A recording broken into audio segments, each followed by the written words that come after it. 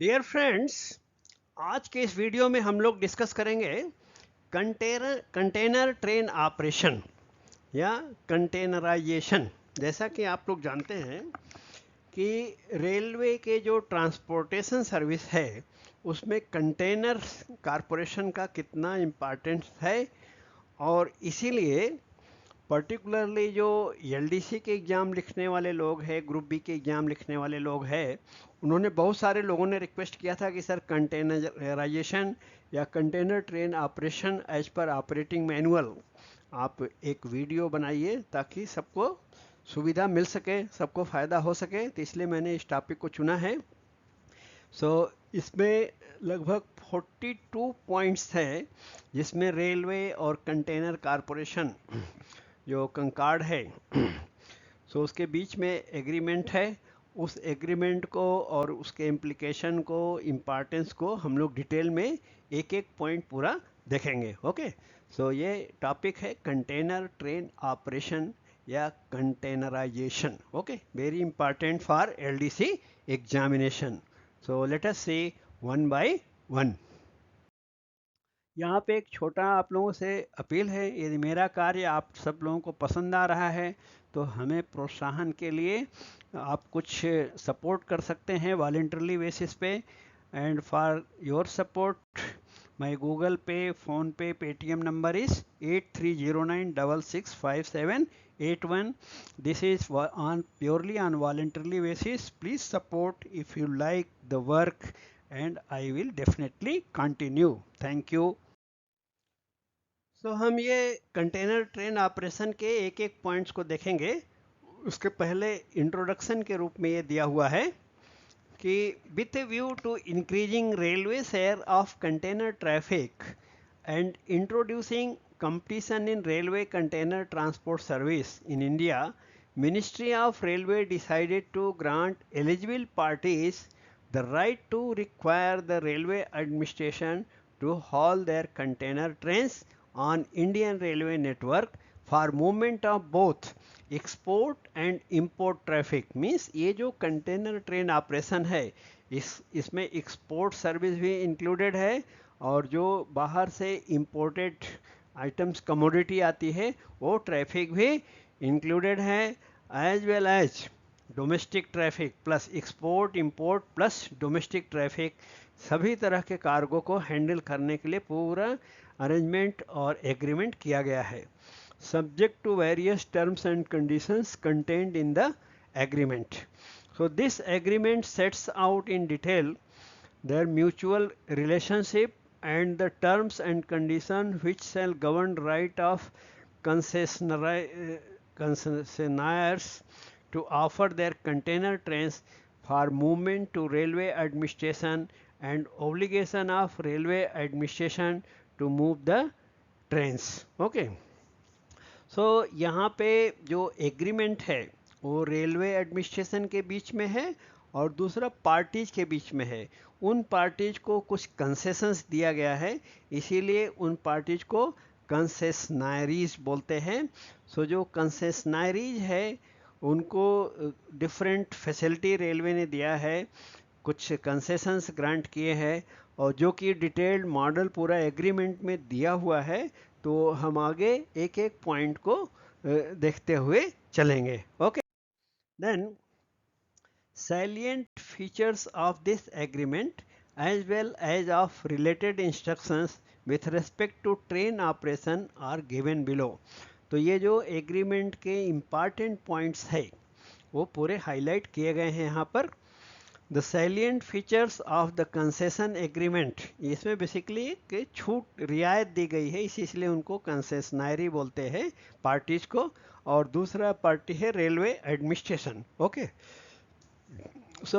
the salient features of the concession agreement with container train operators and of other related instructions are indicative in nature. ये मतलब कि inclusive पूरा exclusive नहीं है, ये indicative है, और इसमें यदि कुछ विवाद आता है तो उस पर मतलब दोनों पार्टीज के इंटरेस्ट को ध्यान में रख के विचार किया जाएगा. Okay, so they are indicative in nature and for guidance only. For actual provision the concession agreement and the circulars and railway board's letters mentioned above should be referred to. So जो final decision होगा, so different time पे जो agreement plus circular और railway board के जो letters है सबको ध्यान में रख के तब फाइनल डिसीजन लिया जाएगा. सो इसमें जो एग्रीमेंट का पहला पॉइंट है वो है concessionaries have a non exclusive right. एकदम एक्सक्लूसिव राइट नहीं है, उनको रेलवे एक प्रिविलेज दे रहा है. So they are having non exclusive right. Non exclusive का मतलब होता है कि एकदम एब्सोल्यूट अधिकार नहीं है, वो सब्जेक्ट टू सर्टेन कंडीशंस है, इसी को बोलते हैं non exclusive rights. To require the railway administration to haul concessionaries trains subject to concessionaries establishing, ensuring access to rail terminals and acquiring minimum number of wagons including breakbans to farm a block rake. तो जो एक कंसेशनरीज हैं जो container service के parties है, सो उनको एक condition कुछ शर्तों के साथ जो है कंसेशंस दिया गया है और उनको रेलवे सेवाएं प्रदान करेगा. जैसे एक कंडीशन है कि आप फुल रेक लाना है और ब्रेक बैन भी आपका तरफ से रहेगा और पूरा ब्लॉक रेक होना चाहिए, मींस फुल रेक. ऐसा नहीं कि partial loads will not be carried bye the railway, उसके लिए हमारा कोई ऑब्लिगेशन नहीं है, फुल रेक होना चाहिए, उसी को बोलते block rake. For commencement of operations and for transportation of containers, so that जो business का agreement है it should be fulfilled in letter and spirit. Okay, so let us see another point. Point number 2, the term of this agreement shall be for a period of 20 years. तो आप कह सकते हैं कि ये जो एग्रीमेंट है लॉन्ग टर्म एग्रीमेंट है between railway administration and the container services parties. Different parties are there starting from the commercial operations date. जिस दिन से जो कमर्शियल ऑपरेशन शुरू हुआ कंटेनर्स का, उस दिन से लेकर के 20 साल तक उसकी अवधि है एग्रीमेंट की. Okay, in the event concessionaries fails to operate its container trains sorry in accordance with the requirement of this agreement within 3 years from the date of award of in principle approval, railway administration shall have the right to terminate the agreement.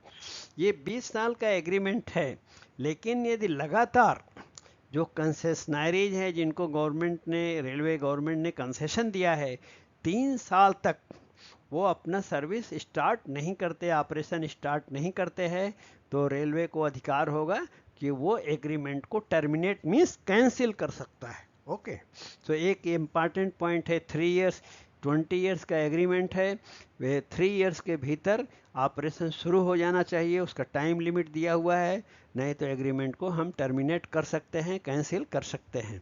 सो ऐसे important points note करना चाहिए, MCQ exam में इस तरह के question आ सकते हैं.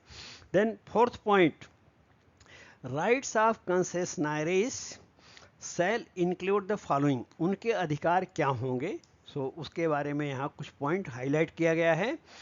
Right to undertake business of collecting, storing and loading on to wagons. Means जो उनका कंटेनर्स है उसको कलेक्ट करना है, स्टोर करना है और उसके बाद हमारे वैगन्स जो फ्लैट वैगन्स के ऊपर लोडिंग होती है कंटेनर्स की, लोड करना है, ये उनके अधिकार होंगे. Consignments of goods from any third party, यानी वो जो जिससे हमारा एग्रीमेंट हुआ है वो थर्ड पार्टी से भी कलेक्ट कर सकते हैं और हमारे वैगन में लोड कर सकते हैं.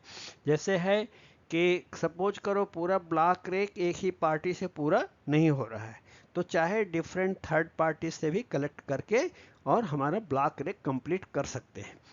देन नंबर 2 पॉइंट उसमें, the right to determine charge, collect, retain and appropriate all the fees that is that it charges from the consignors. तो उसको अधिकार होगा, हमारा जिस पार्टी से एग्रीमेंट है कंसेशनरी का, उसको भी अधिकार होगा कि थर्ड पार्टी से वो अपना चार्ज कलेक्ट करे और उनसे जो रिक्वायर्ड फीस है वो सब इकट्ठा करेंगे। हमारा रेलवे एडमिनिस्ट्रेशन को जो हमारा चार्जेज मिलना है वो डायरेक्ट वो पार्टी हमको देगी, थर्ड पार्टी से जो उनके फीस होंगे वो कलेक्ट करेंगे। ओके, देन नेक्स्ट है the right to obtain access to rail terminals. तो जो कंसेशनरी है वो हमारे रेल टर्मिनल को एक्सेस कर सकता है, तभी तो पूरा बिजनेस आगे बढ़ेगा। And develop, own and operate and maintain rail terminals, उसको रेलवे अधिकार देगा कि रेल टर्मिनल्स को डेवलप करे। ओन का मतलब स्वामित्व की बात है। ऑपरेट करे, उसमें ऑपरेशन अपना जो लोडिंग अनलोडिंग का ऑपरेशन होगा। देन मेंटेन, और उसको थ्रू आउट उसको मेंटेन करना है, मतलब रख रखाव करना है, इंक्लूडिंग इनलैंड कंटेनर डिपोज, उसमें इनलैंड कंटेनर डिपो भी शामिल है। देन नेक्स्ट पॉइंट है the right to procure and own lease wagons and containers. और उस कंसेशनरी को, पार्टी को अधिकार होगा वैगन को प्रोक्योर करने का, मतलब अपने पास रखने का, ओन स्वामित्व का, उसको लीज भी कर सकते हैं, वैगन्स एंड कंटेनर्स को लीजिंग भी करने का उनको अधिकार होगा। Then point number 5, concessioner will be responsible for loading and unloading operations at both origin and destination rail terminals। तो जो इनका लोडिंग और अनलोडिंग का काम है, सो वो कंसेशनरी जो है, जो पार्टी जिसके बीच में हमारा एग्रीमेंट हुआ है, उसको एट बोथ ओरिजिन, यानी जहाँ से ओरिजिनेट होता है ट्रैफिक, जहाँ लोडिंग हुआ है, जहाँ से मूवमेंट स्टार्ट होगा, और डेस्टिनेशन टर्मिनल जहाँ पे उसको हम कैरी करेंगे, रेलवे कैरी करेगा, वहाँ दोनों जगह पे उनको अधिकार या जिम्मेदारी मिलेगी। Okay, then point number 6, the railway administration shall haul concessionary trains on payment of prevalent haulage charges. Prevalent का मीनिंग होता है समकालीन, मतलब टाइम टू टाइम जो रेट रहेंगे उस रेट पर रेलवे एडमिनिस्ट्रेशन उनको ट्रांसपोर्टेशन सर्विस देगा कंसेशनरीज को, जिसके बीच में हमारा एग्रीमेंट है। As notified from time to time. Okay, वो टाइम टू टाइम चेंज हो सकता है, 1 साल में चेंज हो, 2 साल में चेंज हो, what ever it is. Okay, the present haulage charges are contained in board's letter number 2008/TT3/73/8 dated 1/7/2008। ये पुराना लेटर नंबर है जो ऑपरेटिंग मैनुअल में दिया है। इसके बाद नए रेलवे बोर्ड के लेटर आए होंगे, तो यहाँ पे लेटर को देख के हम अपडेट कर सकते हैं। ये ओल्ड लेटर है कंसेप्ट के लिए, ये ऑपरेटिंग मैनुअल से ही लेटर नंबर लिया गया है। तो टाइम टू टाइम ये चेंज होगा हॉलेज चार्जेस। ये 2008 तो काफ़ी पुराना लेटर है, जरूर ही आगे चेंज होगा। ओके, सो आगे हम देखेंगे next point. Then point number 7, ministry of railways shall have the right to specify certain commodities which ordinarily move in wagons in train load as notified commodities which may be subjected to different tariff and conditions for haulage। so ये railway administration को पूरा अधिकार होगा कि कुछ commodities जो कि train load में मूव करती है, उसको एज ए नोटिफाइड कमोडिटी बता सकते हैं, विच में be subjected to different tariff, और उसके टैरिफ रेट अलग हो सकते हैं, और उसके हॉलेज की यानी उसको कैरी करने की शर्तें भी अलग हो सकती हैं। At present as per board's letter number 2008 TT3/73/8 dated 1/7/2008, carriage of coal, coke, minerals and ores in containers is prohibited। so ये कंटेनर्स में कोल, कोक और कुछ मिनरल्स है जो ओर्स होते हैं, वो सबको कंटेनर में ले जाने के लिए मना किया गया है। सो ये लेटर का कंडीशंस भी अपडेट होती होगी, तो रेलवे बोर्ड को हमें लेटेस्ट लेटर को रिफ़र करना चाहिए। ये जो लेटर नंबर है ऑपरेटिंग मैनुअल का है, इंडिकेटिव है। ओके, जो लेटेस्ट रेलवे बोर्ड लेटर है we should see from their website. Then point number 8, existing incentives schemes extended to rail customers or that may be introduced in future shall not ipso facto apply to the concessionaries। इसका meaning क्या हुआ? ipso facto का मतलब होता है स्वतः, automatically लागू नहीं होगी। कहने का मतलब कि रेलवे कस्टमर्स को यदि रेलवे कोई कंसेशन या रियायत देता है, कोई इंसेंटिव स्कीम चलाता है, तो ये जो कंसेशनरी है, कंटेनर्स की पार्टीज है, उसके ऊपर स्वतः लागू नहीं होगा। उसके लिए आपस में एग्रीमेंट में क्लास जोड़ना पड़ेगा। Okay, upon request of the concessionary, railway administration may consider extending such schemes to the concessionary to the extent possible in a non-discriminatory manner। ये जो अन्य रेल कस्टमर्स को कोई इंसेंटिव या रियायत दी गई है, यदि कंसेशनरी रेलवे को रिक्वेस्ट करेगी तो उन्हें भी कुछ शर्तों के साथ एक्सटेंड किया जा सकता है, बिना भेदभाव के कर सकते हैं। यानी इप्सो फैक्टो मतलब स्वतः लागू नहीं हो जाएंगे। ओके, उसके लिए उनको अप्लाई करना पड़ेगा और गवर्नमेंट, जो रेलवे गवर्नमेंट है, उससे रिक्वेस्ट करना पड़ेगा। Okay, then next point number 9, all commercial rules like that contained in commercial manual as amended from time to time and as applicable to other freight traffic moving on Indian Railway shall apply to container traffic except rules especially covered in this agreement in a non-discriminatory manner amongst similarly placed entities।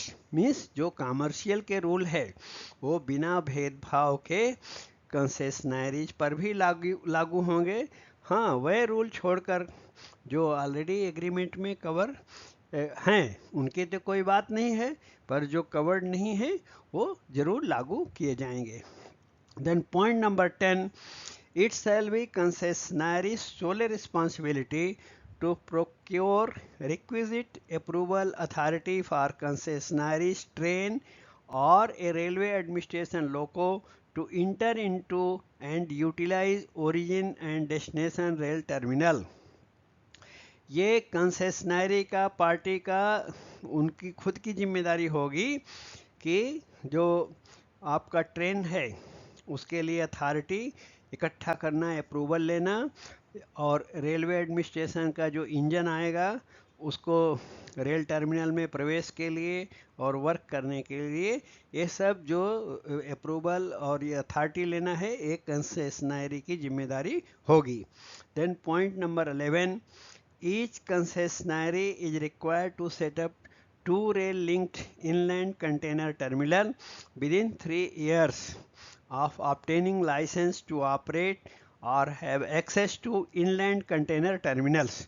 सो जो inland terminals के लिए rule क्या बनाया है कि सभी कंसेशनरीज जिन्होंने agreement में भाग लिया है, सो उनको कम से कम 2 rail link inland container terminal का 2 रेल लिंक बनाना पड़ेगा, ऑपरेट करना पड़ेगा विद इन 3 ईयर, कम से 3 साल के भीतर। नहीं तो जैसा कि स्टार्टिंग में आपने देखा कि 3 साल तक अगर उन्होंने 2 रेल लिंक फार्म नहीं किया, ऑपरेट नहीं किया, तो उनके एग्रीमेंट को रेलवे टर्मिनेट कर सकती है।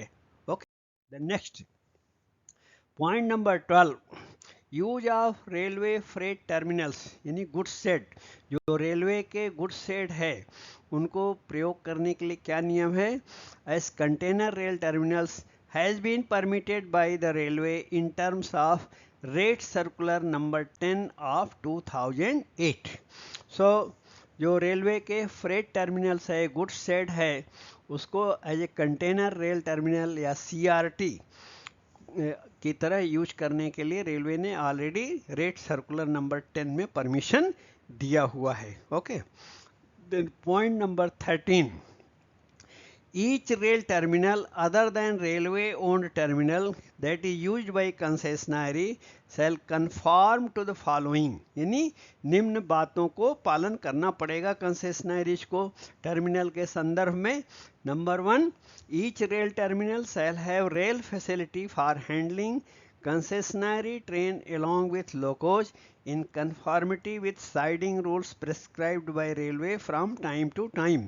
तो जो टर्मिनल्स पे लोको और रेक को हैंडल करने के लिए सुविधा है वो एकदम स्टैंडर्ड सुविधा कंसेशनरीज को पूरा प्रबंध करना पड़ेगा, जैसा कि साइडिंग में रेलवे की साइडिंग्स में लोडिंग अनलोडिंग के लिए पूरा इंतजाम रहता है, वैसा रहना चाहिए। Number 2, be equipped with RDSO approved in motion weigh bridge of prescribed standards for weighing of wagons with and without containers of the concessionary train। Means weighment का अरेंजमेंट RDSO के स्टैंडर्ड के हिसाब से जो अपना वे ब्रिज रेलवे में होता है उसी तरह का वे ब्रिज कंसेशनरी को भी लोडिंग टर्मिनल पर अरेंजमेंट करना पड़ेगा, जिसमें इम्प्टी और लोडेड दोनों का हम वेमेंट कर सकें। Then next point number 3, be equipped with TMS terminal management services, जो FOIS की पार्ट है RMS TMS and such other facilities as may be required to interface with and ensure transfer of data online to FOIS। तो FOIS से link रखना पड़ेगा, इनको TMS develop करना पड़ेगा सो दैट कंटेनर्स के भी पूरा डाटा हम FOIS में ट्रांसफ़र कर सकें। Okay, then point number 14, the concessionary shall declare weight of each wagon or container prior to departure of the concessionary's train।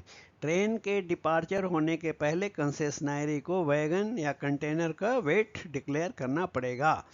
Point number 15, concessionary shall procure by way of purchase, lease or hire wagons including brake vans and containers required for the purpose of operating concessionary train. तो ये जो concessionary का train operation है इसके लिए उनको wagon चाहे खरीदें, परचेज करें या लीज करें, हायर करें, सब उन्हीं को प्रोक्योर करना पड़ेगा, उसको मेंटेन करना पड़ेगा। However till such time as concessionary procures brake vans, railway may provide its own brake vans.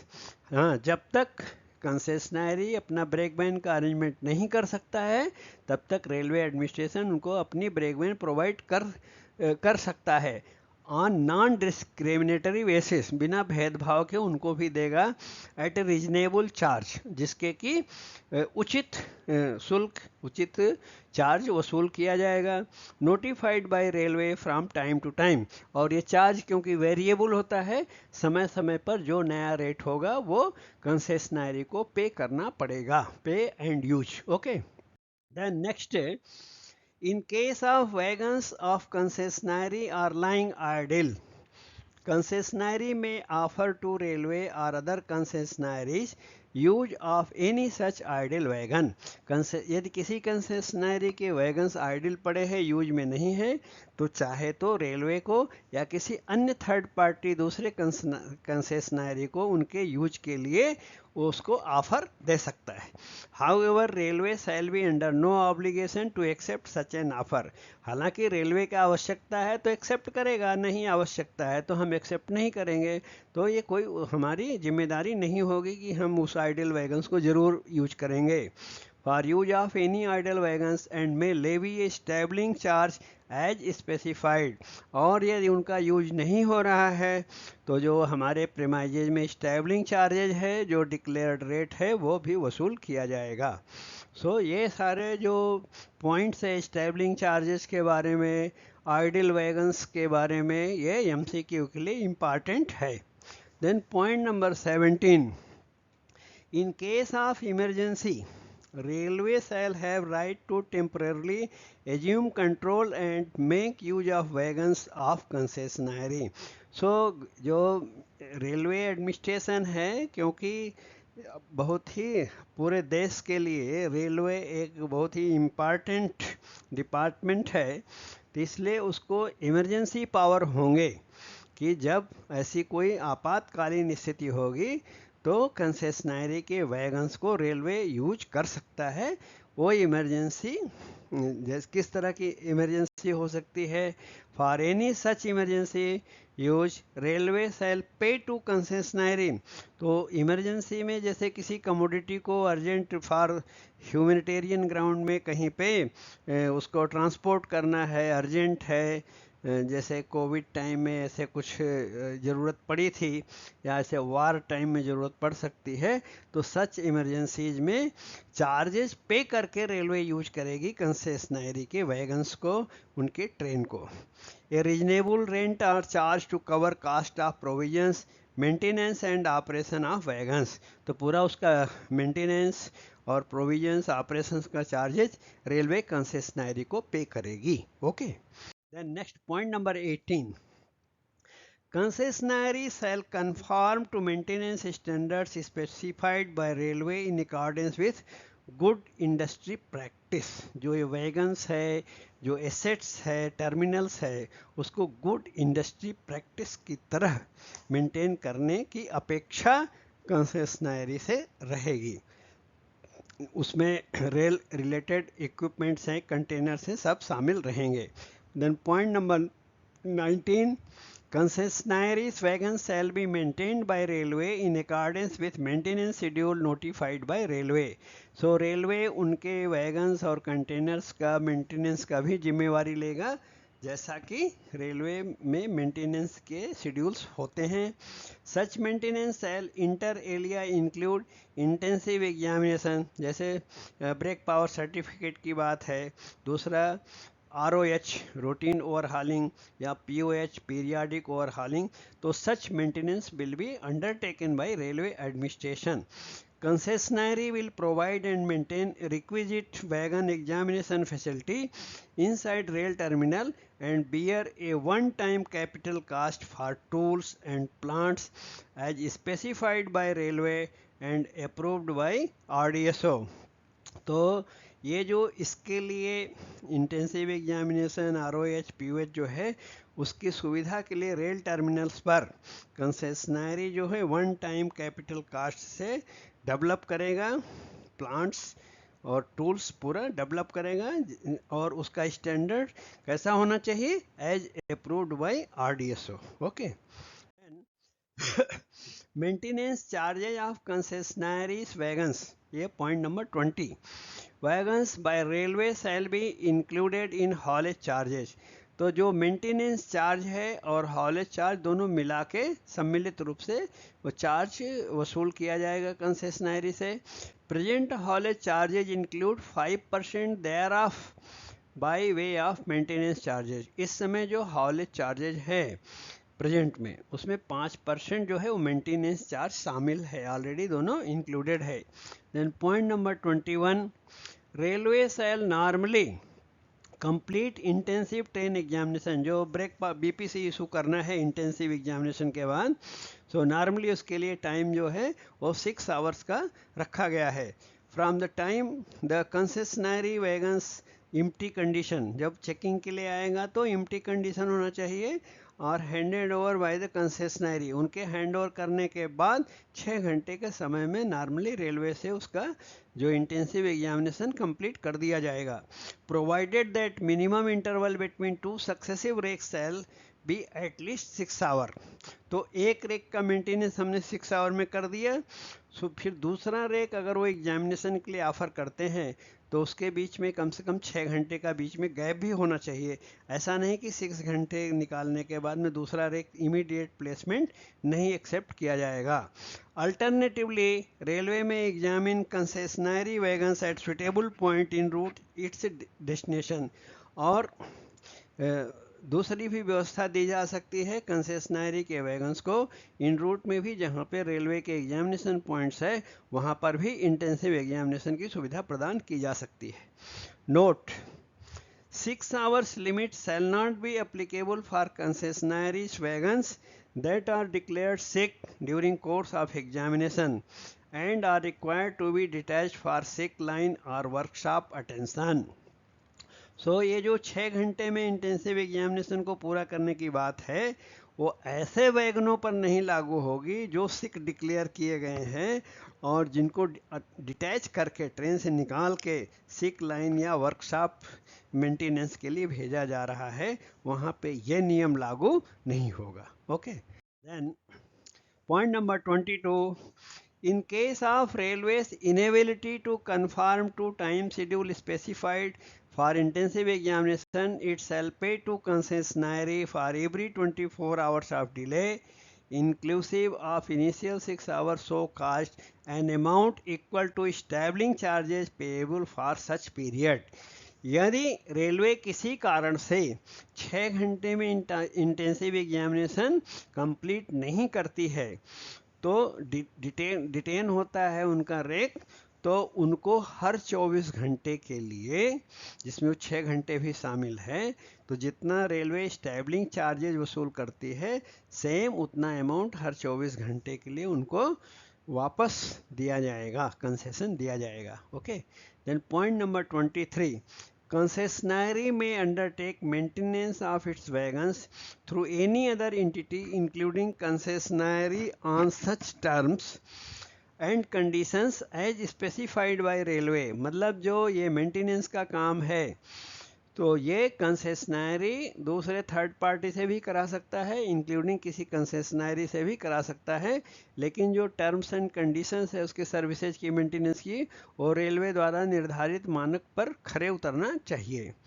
That maintenance is carried out as per maintenance schedule and various stages of inspection as may be notified by railway, and pre-departure certification of such wagons shall be issued by the railway, for which prescribed charges shall be paid by the concessionary.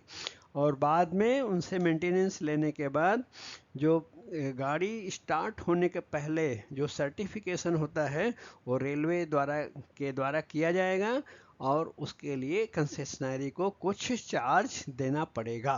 Okay, then 24. Concessionary shall hand over empty wagons in rake formation to railway for carrying out maintenance as per schedule specified by railway.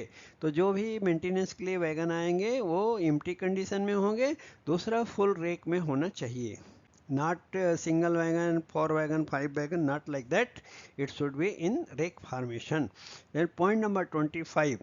Haulage charges. Haulage charges कितना वसूल किया जाएगा? For moving wagons in rake formation from a rail terminal to the workshop or maintenance depot examination point of railway and back shall be done by railway. So railway पूरे rake को maintenance point तक लेके जाएगा and back वापस पहुंचाएगा, तो इसका जो चार्जेज है shall be borne by railway.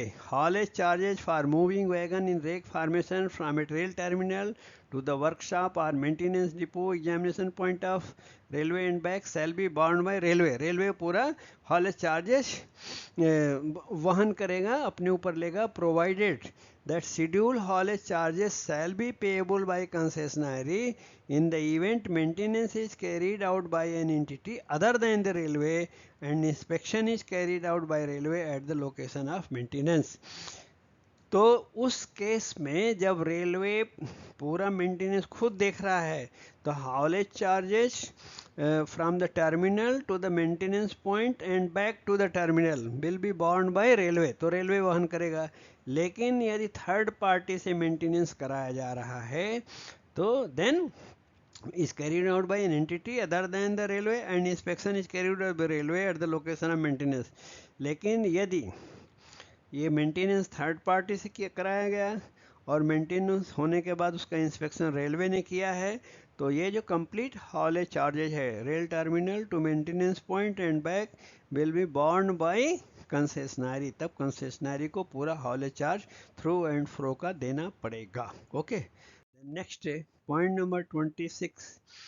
In case wagon maintenance is undertaken by concessionary or any other party other than railway in accordance with provisions of this agreement, a proportionate rebate in haulage charges equivalent to built-in maintenance charges shall be given to concessionary.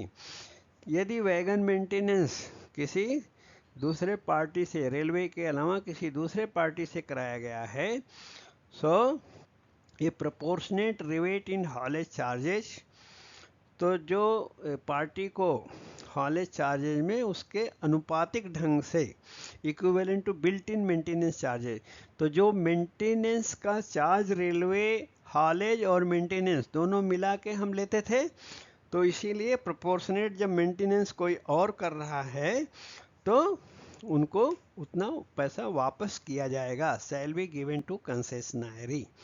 क्योंकि maintenance third party ने किया, हमने खाली haulage किया, तो जो maintenance का proportionate charge है उतना रिबेट उनको कंसेशनरी को वापस कर दिया जाएगा, इसका ये मीनिंग हुआ। Then point number 27, normally railway will provide locos to haul concessionary trains on a non-discriminatory and non-inclusive basis।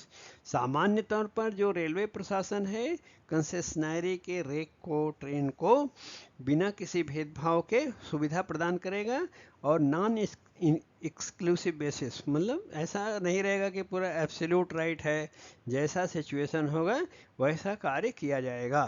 Then point number 28, at least 4 hours prior to departure of its train, concessionary shall submit an indent for supply of loco। यदि उनका concessionary का जो rake है वो ready हो रहा है तो उसको अनुमानित डिपार्चर समय से 4 घंटे पहले लोको का डिमांड सबमिट कर देना चाहिए। ओके, तब टाइम पे लोको देने की जिम्मेदारी रेलवे की रहेगी। Existing incentive schemes, if any, or incentive schemes that may be introduced in future for supply of locos may be extended to concessionary trains with suitable modifications। और ये जो रेलवे एडमिनिस्ट्रेशन लोको provide करता है concessionary को, तो ये सुविधा आगे जो रूल मॉडिफाई होंगे उसके हिसाब से या वर्तमान के जो रूल हैं उनके हिसाब से जारी रहेगी। Okay, the next point number 29, concessionary may any time prior to arrival of loco cancel its indent provided it shall be liable to pay to railway indent cancellation charges equal to 1 hour loco detention charges। Concessionary लोको के terminal पर पहुंचने के पहले किसी भी समय अपने demand को कैंसिल, इंडेंट को कैंसिल कर सकता है, लेकिन उनको क्या देना पड़ेगा, कैंसिलेशन चार्ज देना पड़ेगा 1 घंटे लोको डिटेंशन के बराबर, जो चार्जेस हैं रेलवे के द्वारा डिसाइड किए गए उतना देना पड़ेगा, शुल्क देना पड़ेगा कैंसिलेशन चार्ज के रूप में। In case indent for cancellation is received by railway after loco is dispatched for terminal, यदि लोको ऑलरेडी डिस्पैच हो गया है टर्मिनल के लिए, then concessionary in addition to indent cancellation charge shall also be liable to pay such charges as may be prescribed by railway. यदि already departure हो चल चुका है लोको तो उनको कैंसिलेशन चार्ज के साथ कुछ अतिरिक्त शुल्क भी देना पड़ेगा, जैसा time to time railway administration के द्वारा डिसाइड किया जाएगा। Prescribed by railway for infructuous movement of loco both ways. Infructuous का मतलब कि ऐसा कैलकुलेट किया जाएगा कि जैसे ए स्टेशन से लोको आ रहा है और बी टर्मिनल है, बी पर ए से बी का और अप एंड डाउन जो भी भाड़ा है उस उतने हिसाब से रेलवे चार्ज करेगी। Such charges however shall not exceed charges levied for movement of loco for distance from the nearest loco shed. लेकिन जो नियरेस्ट लोको शेड है, रेल टर्मिनल जहाँ पे कंटेनर की सर्विस को लोको देना है, तो नियरेस्ट जो लोको शेड है वहीं से अप एंड डाउन चार्जेज वसूल किया जाएगा, उससे ज़्यादा वसूल नहीं किया जाएगा। Then point number 30, if after arrival of loco at terminal from where train is required to depart or where train is required to terminate, concessionaries train or whatsoever reason not attributable to railway is not attached or detached and released prior to expiry of free waiting time of 2 hours entry to exit, the concessionary shall be liable to pay to railway loco detention charges for every hour or part thereof for which loco is detained beyond free waiting time। Okay, so इसका meaning क्या हुआ कि यदि लोको terminal पर पहुंच गया है जहां से उनका ट्रेन को वर्क करना था, हाँ, और रेलवे का कोई गलती नहीं है, रेलवे की तरफ से कोई भी मिस्टेक नहीं है, लेकिन वो लोको कंटेनर ट्रेन में उनके रैक में अटैच नहीं किया जा सकता है, अटैच नहीं किया, या अगर लोडेड में है तो डिटैच नहीं किया गया, रिलीज नहीं हुआ है। और फ्री वेटिंग टाइम जो 2 घंटे का उनको क्या होता है कि ट्रेन स्टार्ट होने के पहले जो इंजन अटैच करते हैं तो 2 घंटे का वो फ्री वेटिंग टाइम देते हैं। या कोई ट्रेन टर्मिनल पे अनलोडिंग पॉइंट पे पहुंच गई तो लोगों को रिलीज करने के लिए भी फ्री टाइम 2 घंटे का है। वो 2 घंटे भी बीत गया, देन कंसेशनरी को क्या चार्जेस पे करना पड़ेगा, उसका रूल क्या है, the concessionary shall liable to pay to railway कितना, loco detention charges for every hour or part thereof for which loco is detain beyond free waiting time. तो 2 घंटे का फ्री टाइम के ऊपर जितना लोको डिटेन होगा concessionary के behalf पर उतना डिटेंशन चार्जेज उसे पे करना पड़ेगा। और आगे एक शर्त दिया है, provided if a loco is detained for a period of more than 8 hours, यदि ये डिटेंशन 8 घंटे क्रॉस करता है then at any rail terminal then without prejudice to the concessionary's liability to pay to the railway the loco detention charges, railway shall have the right but not the obligation to withdraw and remove loco from such rail terminal। तो आगे 8 घंटे से ज़्यादा detain हुआ तो matter बहुत serious है। सो हम अगले पेज पे भी देख के उसको कंक्लूड करेंगे। क्या है, in case railway withdraws or remove the loco from rail terminal after detention of 8 hours, detention along with movement charges shall be levied without granting any free time। तो जब 8 घंटे के ऊपर डिटेंशन होता है तो लोको रिमूव कर सकता है रेलवे, और जो 2 घंटे का फ्री टाइम का डिस्काउंट था वो ख़त्म हो जाएगा, फिर पूरा फुल डिटेंशन चार्ज लगेगा। ये है difference. In case railway withdraws loco then indent for loco shall deemed to have lapsed with no further effect। एक बार विड्रा हो गया लोको तो जो ओरिजिनल इंडेंट था वो कैंसिल माना जाएगा। These provisions shall also apply to situation where loco arrives at a rail terminal where train is scheduled to terminate but is denied entry into such rail terminal for reasons attributable to concessionary and और rail terminal operator. यदि लोको भेजा terminal पर और वहाँ पे लोको को entry deny किया गया but is denied entry into such rail terminal for reasons, reasons जो है उसमें कंसेशनरी या जो टर्मिनल ऑपरेटर है उनके वजह से कारण है, रेलवे उसमें कोई कारण नहीं है, तो सेम प्रोविजन डिटेंशन चार्जेस का कंसेशनरी के ऊपर लागू होगा। Okay, then next point number 31 loco detention charges payable by concessionary beyond free waiting time shall be at rates as prescribed for diesel और electric train engines by railway from time to time. तो जो ये loco detention charges है from time to time railway के द्वारा निर्धारित charge रहेंगे। ये तो आगे जो लेटर नंबर दिया है ये पुराना है, सो नया रिफर करना चाहिए। Then point number 32, railway shall in event of delayed supply of loco beyond 12 hours, यदि 12 घंटे से लेट लोको की सप्लाई होती है from intended schedule time of departure of concessionary train, मतलब रेलवे के ऊपर क्या जिम्मेदारी है, उनकी जिम्मेदारी हमने ऊपर देख लिया। तो यदि उन्होंने जैसे मान लीजिए 8 बजे का मांगा है लोको 8 आवर्स और हमको सप्लाई करने में 12 आवर्स से ज़्यादा लेट हो गया, 20 आवर्स तक हम दे रहे हैं, be liable to give to concessionary a one time rebate equal to 2% of haulage charges.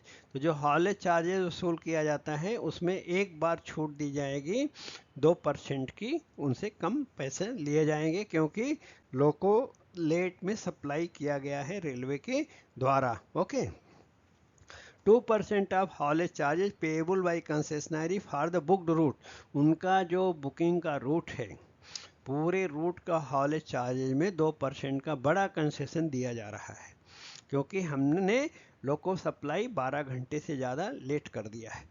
This rebate shall not be admissible in contingencies such as interruption of traffic due to accidents or any other similar unavoidable reasons beyond control of railway.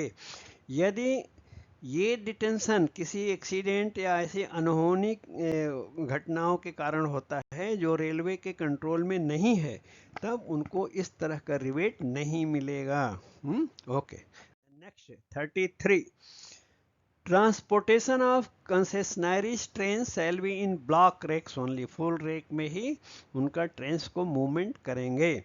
In case concessionary operates with lesser number of wagon or containers than those prescribed in the block rake, the haulage charges for such non block rake trains will be recovered on basis of minimum composition of block rake as specified by railway.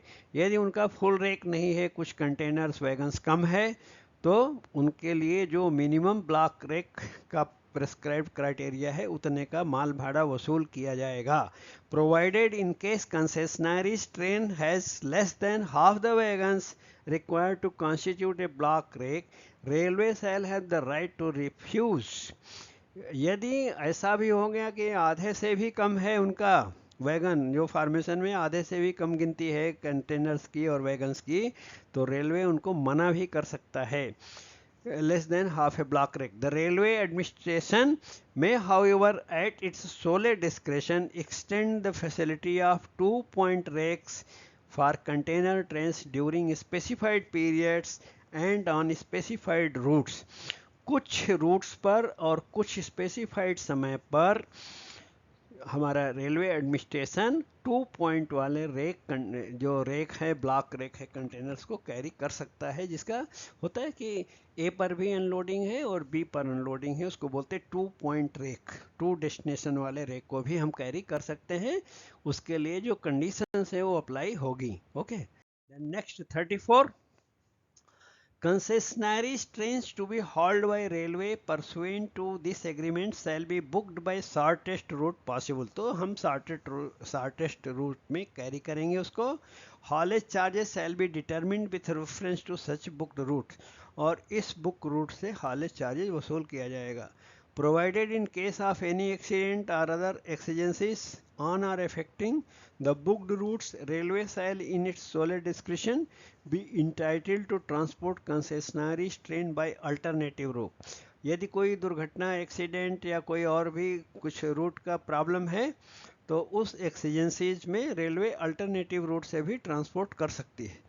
Then concessionary shall be liable to pay haulage charges only for booked route even when train is transported by alternative routes. लेकिन concessionary जो booked root से उसका माल भाड़ा निर्धारित है वही पे करने के लिए उनकी जिम्मेदारी होगी. But in case its trains are carried by longer route in pursuance of rationalisation scheme of MOR. So ministry of railway का एक रेशनलाइजेशन स्कीम है और उसके तहत यदि इस ब्लॉक रेक को लॉन्गर रूट से लेके जाया गया है तो उसका रूल नंबर है under section 71 of Indian railway act 1989, concessionary shall be liable to pay charges accordingly. तो इस रेशनलाइजेशन स्कीम के अंतर्गत लॉन्गर रूट का चार्जेस कंसेशनरी को पे करना पड़ेगा. Okay, then 35. Concessionary shall at least 7 days prior to any calendar week in which it proposes to operate any of its train inform railway of the number of trains it requires to be moved, proposed routes and likely departure dates. So इसको बोलते हैं weekly advance scheduling notice. सो ये भी MCQ के लिए important है कि जो उनका वीकली प्रोग्राम रहेगा कंसेशनरी का, जो कंटेनर सर्विस को रन करते हैं, सो वो लोग अगले हफ्ते का एक यानी नेक्स्ट वीक का प्रोग्राम क्या है, 7 डेज एडवांस में रेलवे को सूचना देना पड़ेगा. उनका प्रपोज्ड रूट क्या है, उनका लाइकली डिपार्चर डेट्स क्या है, और कितनी ट्रेन मूव करना चाहते हैं. So weekly advance scheduling notice should be given by the concessionaries. Okay, इसको बोलते हैं weekly advance schedule. Then point number 36, notwithstanding anything to the contrary, concessionary shall at least 24 hours prior to the day of programmed loading. तो जो programme loading का दिन है उसके कम से कम 24 घंटे पहले कंसेशनरी क्या करेगा, उसमें है excluding the day of loading itself. वो जो लोडिंग का दिन है उसको छोड़कर उसके 24 घंटे पहले of a concessionary train confirm to railway departure schedule of such concessionary train. So railway को उसके डिपार्चर के बारे में अवश्य कन्फर्मेशन टाइम डेट बताना चाहिए. Provided that such notices shall not in any way be binding and shall be only indicative of concessionary's operation schedule for the following week or day. और ये जो वीकली एडवांस नोटिस है या जो 24 घंटे पहले है किसी ट्रेन का लोडिंग होना और उसको मूवमेंट कराने का, ये सब रेलवे के लिए ओब्लिगेटरी नेचर में नहीं होगा, ओनली इंडिकेटिव नेचर में होगा. जहाँ तक संभव है रेलवे उसको फॉलो करेगा, लेकिन कोई ओब्लिगेशन नहीं होगा, आगे पीछे भी हो सकता है. Then next 37, railway shall maintain level playing field among all concessionaires. मतलब रेलवे जो सारे कंसेशनरीज हैं, पार्टीज हैं, सबको इक्वल ट्रीटमेंट देगी. And shall devise and implement a transparent and non-discriminatory system for dispatch of concessionary trains on a first come first served basis. तो first come first served में क्या होगा, किसी के साथ भेदभाव नहीं होगा. Okay. 38, not with standing anything to the contrary contained in the agreement, dispatch of loco and concessionary trains shall be subject to any operational exigencies और सिस्टम रिस्ट्रिक्शंस. मीन्स कोई भी अनहोनी घटना दुर्घटना वगैरह होगी तो उसके लिए रेलवे की जिम्मेदारी नहीं होगी, वो क्योंकि सभी प्रभावित उसमें होते हैं. Then 39, railway shall make all efforts to ensure minimum in route detention of concessionary train. तो रेलवे चाहेगा कि सबसे कम डिटेंशन हो, बिना डिटेंशन के हम डेस्टिनेशन पे कंसेशनरी का रेक को पहुंचा दें. Point number 40, subject to any operational and capacity restriction of railway, there shall be no restriction on number and frequency of concessionary trains that it may require railway to haul pursuant to this agreement. तो कोई restriction नहीं, आप कितने भी rake offer कर सकते हैं, railway पूरा कोशिश करेगा कि जब तक कोई बाधा नहीं है वो सभी ट्रेन को हॉल करने के लिए तैयार रहेगा. Then 41, concessionary may request railway to accept at any time after departure of its train diversion rediversion of such train to any other rail terminal. So diversion rediversion departure होने के बाद उसकी सुविधा इनको रहेगी in accordance with the various terms and conditions including but not limited to payment of haulage charges and other charges. जो भी charges होंगे वो सब देना पड़ेगा. and procedures specified by railway from time to time subject to its operational exigencies और for system restriction. यदि कोई ऐसी अनहोनी घटना की कोई समस्या नहीं है या कोई ऐसा चीज़ बियॉन्ड कंट्रोल वाला सिचुएशन नहीं है तो हम डाइवर्जन रीडाइवर्जन एक्सेप्ट करेंगे subject to haulage charges. It is clarified that railway shall not be under a legal obligation to comply with such request. लेकिन डाइवर्जन रीडाइवर्जन के लिए हमें जब कोई दिक्कत नहीं है तो हम करेंगे, लेकिन इसके लिए हमारा कोई लीगल ऑब्लिगेशन नहीं होगा कि नहीं कर पाए तो हमारे पर कोई मुकदमा नहीं चला सकता है. ओके. देन नेक्स्ट ये लास्ट पॉइंट है 42. Concessionary shall be liable to pay to railway established charges in the following event. Established charges कब कब लगता है वो पॉइंट दिया है 42 में. In case concessionary train suffers detention at serving station for reasons attributable to the concessionary or when concessionary either declines to accept wagons inside the rail terminal scheduled to be terminating rail terminal or is not in a position to receive placement of subsequent wagons. So ये जो established charges कब वसूल किया जाएगा, जब placement नहीं हो रहा है और ट्रेन वेटिंग है और उसमें कंसेशनरी की गलती है या रेल टर्मिनल ऑपरेटर की गलती है, उन लोगों की मिस्टेक की वजह से डिटेंशन हो रहा है। तो दूसरा, in case of non-acceptance of trains inside any port by the port authority concerned, यदि पोर्ट अथॉरिटी पोर्ट में किसी रेक को एडमिशन नहीं दे रहे हैं तो भी स्टैबलिंग चार्जेस ये कंसेशनरी को देना पड़ेगा। Number 3, at any of the stations in route due to any reason attributable to the concessionary, concessionary की किसी भी कारण से यदि रास्ते में कोई डिटेंशन होता है तो भी स्टैबलिंग चार्जेज रेलवे को मिलेगा, वसूल किया जाएगा। Okay, then next, provided however the stabling charges shall be levied only where the detention of the concessionary train is for a period in excess of 4 hours। लेकिन ये जो स्टेबलिंग चार्जेज वहीं पे वसूल किया जाएगा रेलवे के द्वारा जहाँ पे डिटेंशन 4 घंटे से ज़्यादा हो रहा है तब। ओके, ये रूल दिया, ये बहुत ही इंपॉर्टेंट हो गया एमसीक्यू के लिए।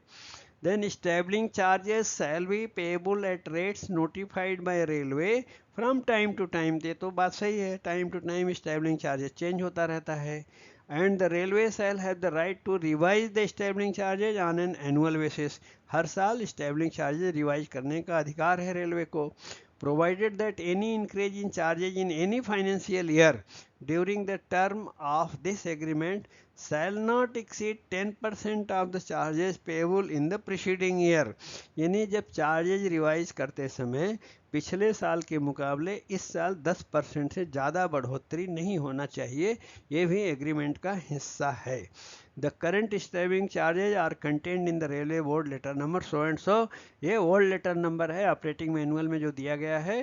सो please for the latest letter number you have to refer railway board's website.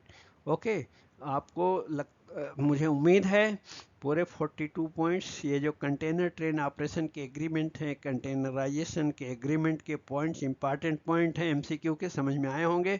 कोई भी डाउट हो, कोई भी दुविधा हो तो आप अवश्य हमें कमेंट बॉक्स में पूछिएगा, मैं आपको रिप्लाई करूंगा। और ये जो बोर्ड के लेटर नंबर्स है सब 2008 के दिए गए हैं, पुराने एग्रीमेंट के लेटर नंबर्स है। अभी लेटेस्ट जो रेलवे बोर्ड के लेटर है उसके लिए रेलवे बोर्ड की वेबसाइट से प्लीज़ रेफ़र करके लेटर नंबर लेटेस्ट देख लीजिए और नोट कर लीजिए। ओके, सो आगे एक इम्पॉर्टेंट अनाउंसमेंट है, उसके देखने के बाद आप वीडियो बंद कर सकते हैं। And finally, thank you so much for sparing your valuable time. और प्लीज़ अगर आप नए हैं तो यूट्यूब चैनल को सब्सक्राइब कीजिएगा और हमारे वीडियोज को अपने फ्रेंड्स और व्हाट्सएप ग्रुप में ज़रूर शेयर करिएगा ताकि ज़्यादा से ज़्यादा लोगों को फ़ायदा हो सके। Thank you so much.